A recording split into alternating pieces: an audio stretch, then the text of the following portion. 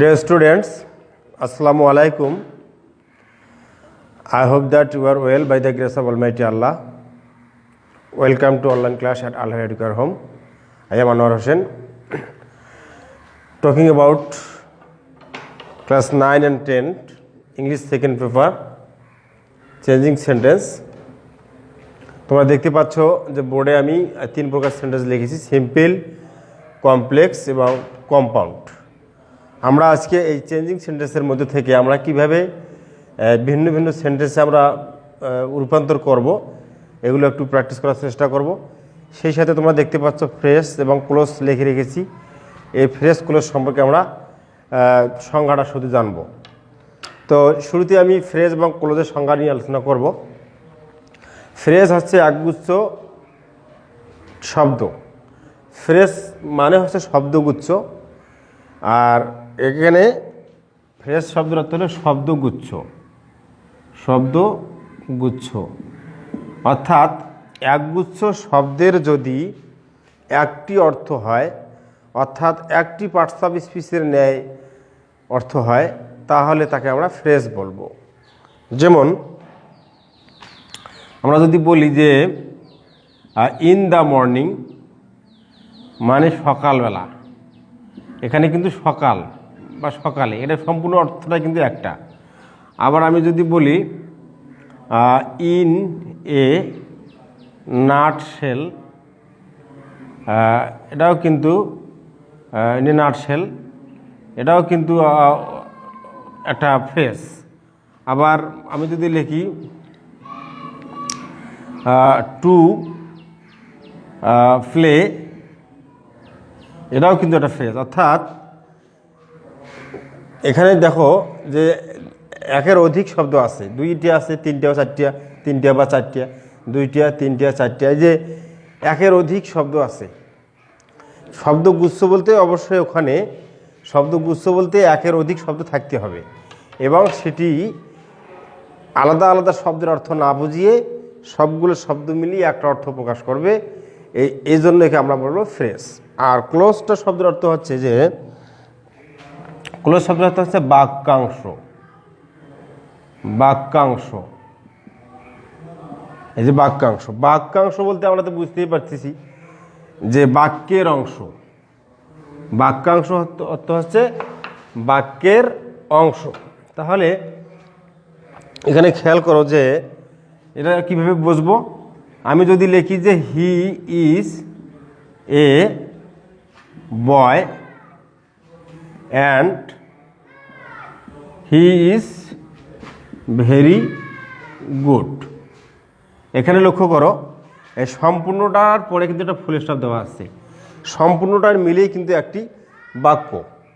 তো এই সম্পূর্ণ বাক্যের মধ্যে আবার খেয়াল করো যেখানে এখান থেকে একটা বাক্য রয়েছে, হি ইজ এ বয়, এখানে একটা বাক্য। আই অ্যান্ডটা কখনো নাই, তাহলে আবার এখানে হি ইজ ভেরি গুড, তাহলে এখানে একটি বাক্য, দুইটি বাক্য রয়েছে। যখন আমরা এখানে ফুল স্টপ দিলাম তখন কিন্তু একটি বাক্য হলো। আবার যখন আমরা এই পাশে ফুল স্টপ দিলাম এখান থেকে এখানে একটা বাক্য হলো, দুইটি বাক্য হলো।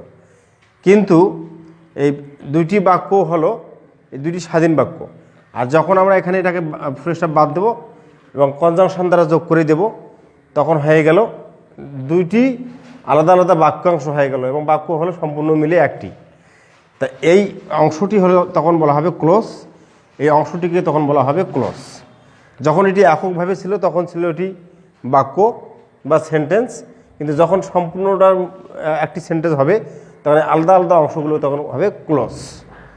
তা একটি ক্লোজের মধ্যে সাবজেক্ট থাকে এবং ফাইনিট ভার্ব থাকে। তাহলে ক্লোজ হচ্ছে একটি বাক্যাংশ যার মধ্যে সাবজেক্ট রবে এবং ফাইনিট ভার্ব রবে। এখানে একটি বাক্যাংশ যার মধ্যে সাবজেক্ট আছে এবং ফাইনিট ভার্ব রয়েছে।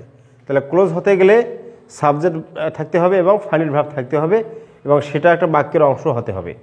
এই হলো ক্লোজ। আর ফ্রেজ হচ্ছে শব্দগুচ্ছ। আশা করি তোমরা ক্লোজ এবং ফ্রেজের সংজ্ঞাটা বুঝতে পেরেছো। যদি তোমাদের বুঝতে সমস্যা হয় তাহলে ক্লাসটি বারবার তোমরা অবশ্যই দেখবে। এরপরে লক্ষ্য করো যে বোর্ডে আমি লিখেছি সিম্পল, কমপ্লেক্স এবং কম্পাউন্ড লিখেছি। এই সিম্পল, কমপ্লেক্স এবং কম্পাউন্ড থেকে আমরা কি করব, এগুলো কিন্তু সেন্টেন্স। সেন্টেন্স এখানে সিম্পল সেন্টেন্স হলো যে সেন্টেন্সের একটি সাবজেক্ট রয়েছে এবং একটি ফাইনিট ভার্ব রয়েছে, সেটা হলো সিম্পল সেন্টেন্স। আবার কমপ্লেক্স সেন্টেন্স হলো যে সেন্টেন্সের মধ্যে একটি মেন ক্লোজ এবং একটি সাবঅর্ডিনেট ক্লোজ রয়েছে। আর কম্পাউন্ড সেন্টেন্স হচ্ছে যে সেন্টেন্সের মধ্যে দুটি মেন ক্লোজ রয়েছে। তো আশা করি তোমরা এই সংখ্যাগুলো বুঝতে পেরেছো। এগুলো প্রাথমিকভাবে আমরা যখন সেন্টেন্সের স্ট্রাকচার আলোচনা করেছিলাম তখন কিন্তু আমরা সিম্পল সেন্টেন্স, কমপ্লেক্স সেন্টেন্স এবং কম্পাউন্ড সেন্টেন্সের গঠনগুলো আমরা কীভাবে হয় এগুলো আলোচনা করেছিলাম। এখন এখানে আমাদের যে মূল বিষয়টা সেটা হচ্ছে আমরা রূপান্তর কিভাবে করব। তো একটি সেন্টেন্সকে রূপান্তর করতে গেলে আমাদের বিভিন্ন ধাপ রয়েছে। যেমন আমরা কমপ্লেক্স থেকে সিম্পল করতে পারি, আবার কমপ্লেক্স থেকে কম্পাউন্ডও করতে পারি, আবার সিম্পল থেকে কমপ্লেক্সে আসতে পারি, সিম্পল থেকে আবার কম্পাউন্ডে আসতে পারি, আবার কম্পাউন্ড থেকে কমপ্লেক্সে, আবার কম্পাউন্ড থেকে সিম্পলে আসতে পারি। এই যে অনেক কয়েকভাবে আমরা কিন্তু চেঞ্জ করতে পারি। তা আজকে আমরা যেহেতু প্রথমে শুরু করছি এজন্য আমরা একটা সহজ থেকে শুরু করব, আর সেটা হলো যে কমপ্লেক্স সেন্টেন্স থেকে আমরা সিম্পল সেন্টেন্সে আসব। আজকের বিষয় হচ্ছে কমপ্লেক্স থেকে সিম্পল, কমপ্লেক্স থেকে সিম্পল, এইটা আমরা আজকের আলোচ্য বিষয়। তো তোমরা নিশ্চয়ই বুঝতে পারছো যে সেন্টেন্স কমপ্লেক্স কাকে বলে। কমপ্লেক্স হচ্ছে যে সেন্টেন্সের মধ্যে একটি সাবঅর্ডিনেট ক্লোজ থাকে এবং একটি মেন ক্লোজ থাকে, অর্থাৎ এখানে দুটি ক্লোজ থাকতে হচ্ছে, একটি সাবঅর্ডিনেট, একটি মেন ক্লোজ। মেন ক্লোজটি হচ্ছে স্বাধীন আর সাবঅর্ডিনেট ক্লোজটি হচ্ছে পরাধীন, যেটি মেন ক্লোজের উপর নির্ভর করে। আর সিম্পল সেন্টেন্সে কোনো ক্লোজ থাকে না। তাহলে লক্ষ্য করো, কমপ্লেক্সে যদি দুটি ক্লোজ থাকে তাহলে সিম্পলে তুমি ক্লোজ থাকে না। তাহলে এখন কি করতে হবে, মনে করো আমি একটা কমপ্লেক্স সেন্টেন্স লিখলাম, আর যেমন হি ইজ সো, বা হি reads more so that he can pass. সুপ্রিয় শিক্ষার্থীবৃন্দ লক্ষ্য করো, আমি ওখানে একটি সেন্টেন্স লিখেছি যে এখানে এখানে এখানে একটা অংশ রয়েছে এবং কনজাংশন বাদ দিয়ে এখানে একটি অংশ রয়েছে। এই যে দুটির অংশ রয়েছে, এই অংশ দুটিকে কিন্তু আমরা বলবো ক্লোজ, অংশ দুটিকে ক্লোজ বলবো। তো এটি একটি কমপ্লেক্স সেন্টেন্স, কারণ কমপ্লেক্স সেন্টেন্সে দুটি ক্লোজ থাকে, সিম্পল সেন্টেন্সে কিন্তু ক্লোজ থাকে না। সিম্পল সেন্টেন্স সাধারণত যদি লিখতাম হি রিডস মোর, এটি একটি সিম্পল সেন্টেন্স। আবার যদি লিখতাম হি ক্যান পাস, এটি একটি সিম্পল সেন্টেন্স। আবার এখানে যখন যোগ হয়ে গেছে তখন এটা কিন্তু কমপ্লেক্স সেন্টেন্স হয়ে গেছে। তাহলে কমপ্লেক্স থেকে আমরা যদি সিম্পলি করতে যাই তাহলে তো আমাদের ক্লোজ রাখা যাবে না। তখন কি করতে হবে, তখন আমাদের এই যে অংশটি রয়েছে এইটাকে বলা হয় সাবঅর্ডিনেট। কনজাংশন যেখানে থাকে, কনজাংশন যে ক্লোজের সামনে থাকবে সেটি হলো সাবঅর্ডিনেট ক্লোজ, আর বাকিটি হলো মেন ক্লোজ। তাহলে এই সাবঅর্ডিনেট ক্লোজটিতে আমরা কি করব, এটাকে ফ্রেজে রূপান্তর করব, এটাকে ফ্রেজে রূপান্তর করব। অর্থাৎ কমপ্লেক্স সেন্টেন্সের সাবঅর্ডিনেট ক্লোজকে যদি ফ্রেজে রূপান্তর করি তাহলে এখানে থাকলো ক্লোজ আর এখানে তো ক্লোজ নাই, তার মানে এটা ফ্রেজ হয়ে গেল। তাহলে ফ্রেজ তো সিম্পল সেন্টেন্সে থাকবে, তখন হয়ে গেল কি এটা সিম্পল। তাহলে আমাদের কাজটা হলো যে কোনো একটা ক্লোজকে, অর্থাৎ সাবঅর্ডিনেট ক্লোজটিকে আমরা যদি ফ্রেজে রূপান্তর করতে পারি তাহলে কিন্তু আমাদের ওটা কমপ্লেক্স থেকে সিম্পল হয়ে যাবে। আমাদের মূল কাজটাই হচ্ছে ক্লোজকে ফ্রেজে রূপান্তর করা।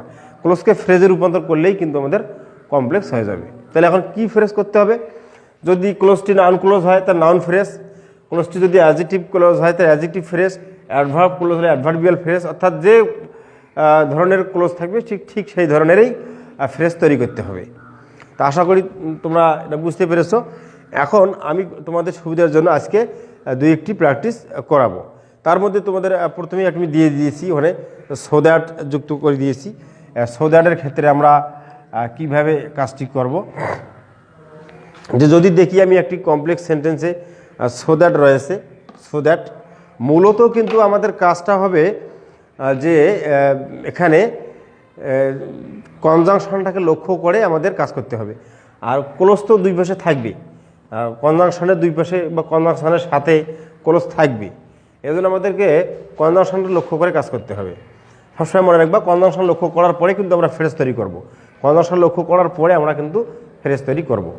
তো এবারে আমরা সো দ্যাট যুক্ত বাক্যে আমরা কীভাবে করব। কনজাংশন মোটামুটি আমাদের গ্রামারে যে পরিচিত কিছু কনজাংশন দেওয়া থাকে এবং ওই কনজাংশনগুলো দিয়েই কিন্তু সিম্পল কমপ্লেক্স কম্পাউন্ড তৈরি করা হয় এবং এগুলো পরীক্ষায় আসে। তো আমরা সেই গ্রামার বই থেকে যে কমন যে কনজাংশনগুলো আছে সেগুলো সংক্রান্ত আমরা প্র্যাকটিস করব। তো এখানে শুরুতে দেওয়া আছে সো দ্যাট। সো দ্যাট থাকলে আমরা কিন্তু কীভাবে লিখব। আর আমি একটি কথা প্রথমে বলেছি যে যখন আমরা কমপ্লেক্স থেকে সিম্পলে আসব আমাদের কাজটি হবে সবসময় সাবঅর্ডিনেট ক্লোজে। সাবঅর্ডিনেট ক্লোজে কাজ করতে হবে কনজাংশন দিয়ে থেকে শুরু করে। তো কনজাংশন থেকে শুরু করে আমরা কী করব, তাহলে আমাদের মেন ক্লোজটা তাহলে কী হবে, লিখে যেতে হবে হি রিডস মোর। তাহলে মেন ক্লোজে কিন্তু কোনো কাজ করা যাবে না। মেন ক্লোজটি আমরা কিন্তু এখানে লিখে রেখেছি, মেন ক্লোজে কোনো কাজ আমাদের নেই। তো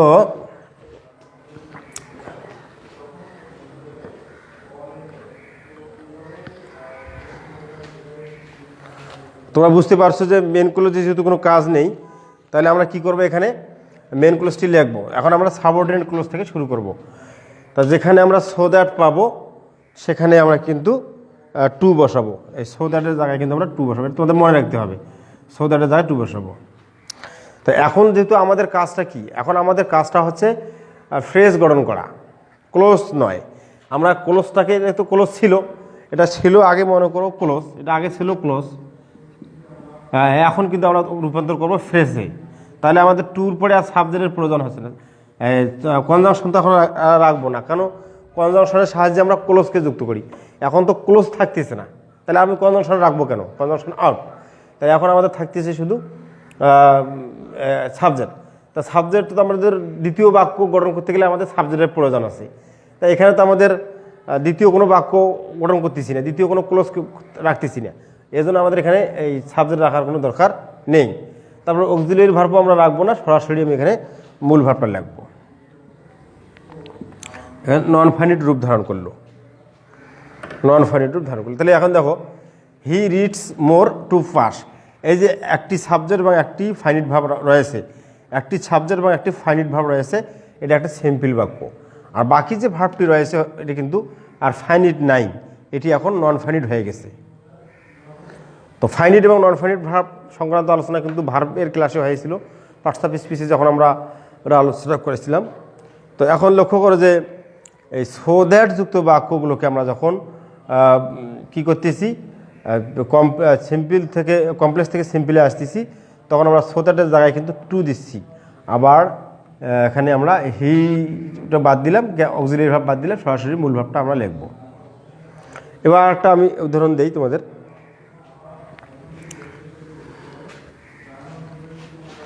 আরেকটা উদাহরণ দেখবা যে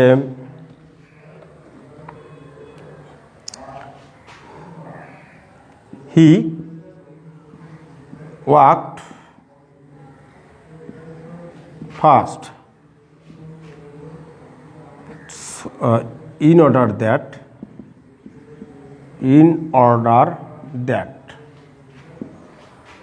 that he could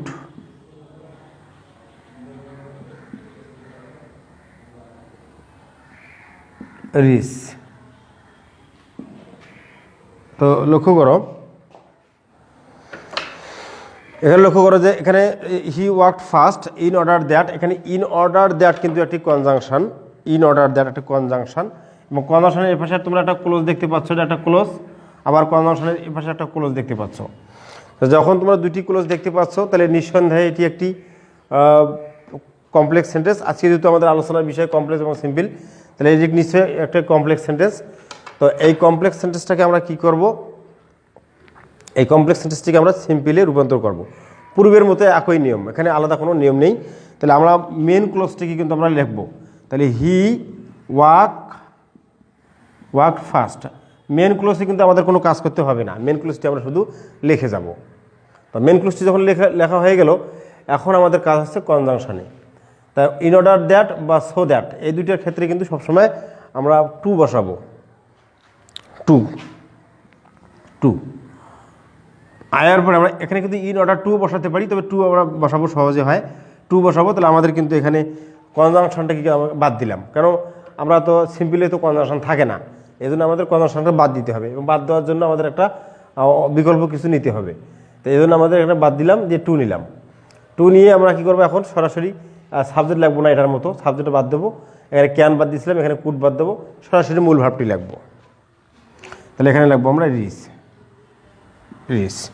তাহলে আশা করি তোমরা বুঝতে পেরেছো যে যখন আমরা কোনো সিম্পল সেন্টেন্সকে কী করতেছি, সোদারযুক্ত কমপ্লেক্স সেন্টেন্স যখন সিম্পল করতেছি, তখন কিন্তু সোদারের স্থানে বা ইন অর্ডার দ্যাটের স্থানে কিন্তু আমরা টু বসাচ্ছি এবং সাবজেক্ট এবং অক্সিলারি ভার্ব বাদ দিচ্ছি। কারণ কারণ কারণ হচ্ছে যে আমরা তো এখানে ক্লোজ রাখতেছি না, এখন তো আমরা ফ্রেসে আসতেছি, আমরা এখানে ফ্রেসে যাব। ফ্রেস গেলে তো আমার আর দ্বিতীয় সাবজেক্টের দরকার নেই, আমার বাক্যে তো একটি সাবজেক্ট রয়েছে, তা ফ্রেসে আর দ্বিতীয় সাবজেক্টের দরকার নেই, এবং ফ্রেসে অক্সিলারি ভার্বেরও কোনো কাজ নেই। ফ্রেসের সাবজেক্টও লাগবে না, অক্সিলারি ভার্বও লাগবে না, শুধু মূল ভার্বটিকে একটু নন ফাইনাইটে নিতে হবে, নন ফাইনাইটে নিতে হবে। তো আমরা মূল ভার্বকে নন ফাইনাইটে নিতে গেলে আমাদের টু যোগে নন ফাইনাইট হয়, আইএনজি ফর্মে হয়, আবার পাস্ট পার্টিসিপল ফর্মেও হয়। তো আমরা এখানে টু ফর্মে নন ফাইনাইট লিখেছি। তাহলে আমাদের এখানে দ্বিতীয় সাবজেক্টের প্রয়োজন নেই, আর আমাদের অক্সিলারি ভার্বেরও প্রয়োজন নেই, আমাদের শুধু মূল ভার্বটিকে আমরা নন ফাইনাইটে লিখে নিয়েছি।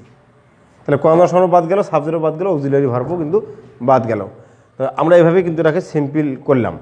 তো এরা কিন্তু আগে ছিল কমপ্লেক্স সেন্টেন্স, আমরা সিম্পল করেছিলাম, এটাও কমপ্লেক্স সেন্টেন্স, আমরা এটাকে কিন্তু সিম্পল করলাম। এভাবেই কিন্তু আমরা কী করতে পারি, কমপ্লেক্স সেন্টেন্সগুলোকে আমরা সিম্পলে নিয়ে যেতে পারি।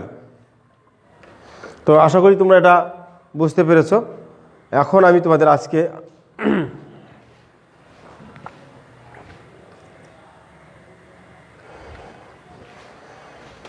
আজকে তোমাদের আমি আর বেশি আলোচনা দেব না, আর একটা শুধু তোমাদের আলোচনা দেবো, যেহেতু প্রথম দিন তো প্রথম ক্লাস, এই জন্য তোমাদের বিষয়গুলো পড়ার একটু সুযোগ দিতে হবে। কমপ্লেক্স এবং সিম্পল কম্পাউন্ডগুলো সম্পর্কে জানবা, বাসায় একটু বই দেখবা, ক্লোজ এবং ফ্রেশ সম্পর্কে আর একটু দেখবা, দেখি রিভিশন করে নিবা, তাহলে তোমাদের কিন্তু এগুলো সুবিধা হবে বুঝতে।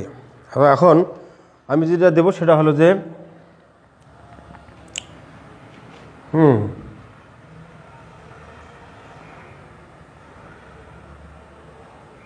এখন আমি দেবো 2 নম্বরটা দেবো, সো ড্যাশ দ্যাট দেবো, সো ড্যাশ দ্যাট দেবো। এখানে লক্ষ্য করো যে বাক্যটি, he is so lazy that he can not walk. তো এই বাক্য লক্ষ্য করো, সো এবং দ্যাট রয়েছে, কনজাংশনটা কিন্তু একটু মাঝখানে গ্যাপ থাকে, মাঝখানে এখানে অ্যাডজেক্টিভ বসাইতে হয়। তো এই জাতীয় কনজাংশনের ক্ষেত্রে আমরা কি করব, এই জাতীয় কনজাংশনের ক্ষেত্রে আমরা কিন্তু কাজ করব কিভাবে, এইটা কিন্তু আমাদের সাবঅর্ডিনেট ক্লজ, আর এটা মেন ক্লজ। তাহলে আমরা এখানে লিখব, যেহেতু আমরা এটা কি করতেছি, কমপ্লেক্স থেকে সিম্পল করতেছি, তাহলে এখানে সোয়ের জায়গায় আমরা টু লিখব। তাহলে এখানে লেখো হি ইজ, এখানে লিখব টু, এখানে লেজি, এই টু লিখেছি। আর এই কনজাংশনের জায়গায় কিন্তু আমরা টু লিখবো। টু লেখার পরে তোমরা তো জানোই, আগের যে সেন্টেন্সটি তোমরা প্র্যাকটিস করলে সেখানেও কিন্তু টু লিখেছিলাম, টুর পরে কী করেছিলাম তোমরা সেটা জানো, যে সাবজেক্টও বাদ দেবো, অক্সিলারি ভার্বটাকেও বাদ দেবো। অনুরূপভাবে এখানে আমরা শুধু মূল ভার্বটাকে লিখবো, এই ওয়াক। তা আশা করি বুঝতে পেরেছো যে এখানে আমরা কী করলাম, সোয়ের স্থানে আমরা টু দিলাম, আর এখানে আমরা দ্যাটের স্থানে টু দিলাম। আবার একটা ভিন্ন ব্যাপার আছে এখানে, একটু দেখো, খেয়াল করো, যেমন the load is so heavy that I can not carry it. এখানে লক্ষ্য করে যে বাক্যটি আমি লিখেছি যে the load is so heavy that I can not carry it. এখানে আমরা এখানে যে লক্ষ্য করো যে আগের যে অংশটি ছিল, এই আগের অংশের সাবজেক্ট কিন্তু দ্য লোড, আর পরের অংশের সাবজেক্ট কিন্তু হচ্ছে আই, আর এখানে কিন্তু সাবজেক্ট ছিল হি, এখানে কিন্তু ছিল হি। এই যে ভিন্ন ভিন্ন সাবজেক্টের ক্ষেত্রে কিন্তু এখানে একটা ব্যতিক্রম নিয়ম আছে, সেটা একটু খেয়াল করবা। যে এখানে আমরা লিখব দ্য লোড ইজ, টু এর জায়গাতে আমরা টু লিখবো, সো এর জায়গায় টু হেভি ঠিকই লিখবো, এখানে আমরা মেন ক্লোজটি ঠিকই লিখবো, মেন ক্লোজ দিয়ে আমাদের কোনো কাজ নেই। কিন্তু এই কনজাংশন তুলে দেওয়ার আগে আমাদের কী করতে হবে, এই যে এই সাবজেক্টটাকে সামনে ফর লিখে এটার অবজেক্টিভ রূপ লিখতে হবে, এটা খেয়াল রাখবা। The load is so too heavy for me, আর তারপরে কিন্তু আমরা এই দ্যাটের স্থানে লিখবো টু, এটা তো বাদ গেল, অক্সিলারি তো বাদ যাবে, এবং তারপরে মূল ভাবটি আসবে ক্যারি, তারপরে ইট। সুপ্রিয় শিক্ষার্থীবৃন্দ, এখানে একটু লক্ষ্য করার বিষয় রয়েছে এই জায়গাটাতে, যে যখন দেখবো যে এখানে সাবজেক্ট এবং এখানে সাবজেক্ট ভিন্ন, তখন কিন্তু আমরা এই কনজাংশনের পূর্বে টু বসার আগেই এই সাবজেক্টের কিন্তু অবজেক্টিভ ফর্মটা লিখে তার আগে ফর দিতে হবে, এটা খেয়াল রাখবা। তাহলে এখানে হবে the load is too heavy for me, তারপর টু ক্যারি ইট। এখানে কিন্তু সাবজেক্ট একই থাকার কারণে সাবজেক্ট আমরা বাদ দিয়েছি, শুধু টু দিয়ে মূল ভাব দিয়েছি। এখানেও কিন্তু আমরা টু দিয়ে মূল ভাব দিয়েছি, তারপরে টু দিয়ে মূল ভাব দিয়েছি, শুধু এখানে ব্যতিক্রমটা হচ্ছে যে এই সাবজেক্টটা ভিন্ন হওয়ার কারণে এই পর সাবজেক্টের আগে ফর দিতে হয়েছে, ফর এবং অবজেক্টিভ ফর্ম। তো আশা করি তোমরা বুঝতে পেরেছো। তো এতক্ষণ আমার সাথে থাকার জন্য তোমাদের ধন্যবাদ জানাচ্ছি, এবং ক্লাসটি যদি তোমাদের ভালো লেগে থাকে তাহলে অবশ্যই বেশি বেশি লাইক, কমেন্ট এবং শেয়ার করবা। তো কোনো প্রশ্ন থাকলে অবশ্যই কমেন্ট বক্সে জানাবে। আজকে তোমাদের সুস্বাস্থ্য কামনা করে আজকে এখানেই বিদায় নিতে চাচ্ছি। ভালো থাকো, সুস্থ থাকো, আমার জন্য দোয়া করো। আল্লাহ হাফেজ।